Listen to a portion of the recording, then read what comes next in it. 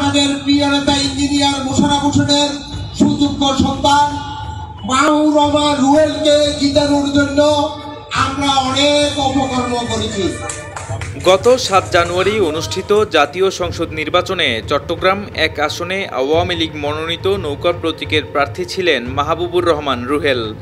তিনি ওই আসনের বারবার নির্বাচিত এমপি ও সাবেক মন্ত্রী ইঞ্জিনিয়ার মোশাররফ হোসেনের সন্তান। সেই রুহেলকে এমপি বানাতে নির্বাচনে অনেক অপকর্ম করার কথা প্রকাশ্যে স্বীকার করেছেন মিরসরাই উপজেলা আওয়ামী লীগের সাধারণ সম্পাদক একেএম জাহাঙ্গীর ভূঁইয়া। তাও আবার ঘরোয়া কোনো বৈঠকে নয়, হাজার হাজার মানুষের উপস্থিতিতে এক নির্বাচনী সভায়। তার এমন বক্তব্যের একটি ভিডিও এসেছে সি ভয়েস 24-এর বার্তা বিভাগে।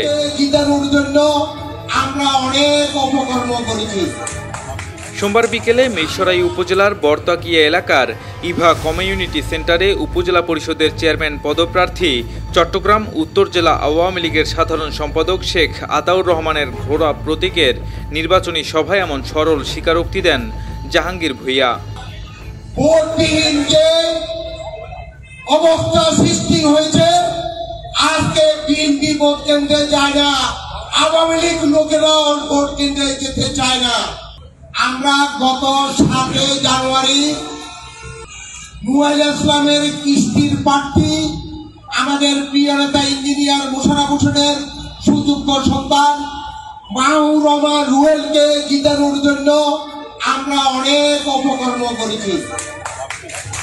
উপজেলা আওয়ামী লীগের সাধারণ সম্পাদক একেএম জাহাঙ্গীর ভূঁইয়ার এমন বোমা ফাটানো বক্তব্যে তোলপাড় চলছে মিরসরাই জুড়ে। দলীয় নেতাকর্মী সহ বিভিন্ন মহলে তার এ বক্তব্য নিয়ে নানা আলোচনা সমালোচনা হচ্ছে। খোঁজ নিয়ে জানা গেছে, আসন্ন উপজেলা পরিষদ নির্বাচনে মিরসরাইয়ে চেয়ারম্যান পদে আওয়ামী লীগের প্রেসিডিয়াম সদস্য ও সাবেক এমপি ইঞ্জিনিয়ার মোশাররফ হোসেন এবং তার ছেলে বর্তমান সংসদ সদস্য মাহবুবুর রহমান রুহেল সমর্থন দিয়েছেন কাপ্রিস প্রতীকের প্রার্থী জেলা আওয়ামী লীগ নেতা এনায়েত হোসেন নয়নকে। তবে উপজেলা আওয়ামী লীগের একটি বড় অংশ একাট্টা হয়েছেন এই প্রার্থীর বিরুদ্ধে। অন্যদিকে চট্টগ্রাম উত্তর জেলা আওয়ামী লীগের সাধারণ সম্পাদক শেখ আতাউর রহমান ঘোড়া প্রতীক নিয়ে এবং উত্তর জেলা আওয়ামী লীগের সদস্য সাবেক উপজেলা পরিষদের ভাইস চেয়ারম্যান ফেরদৌস হোসেন আরিফ আনারস প্রতীক নিয়ে লড়ছেন মাহবুবুর রহমান রুহেল মনোনীত প্রার্থী নয়নের বিরুদ্ধে। Shahrukh Sayel, C voice 24, Chittagong.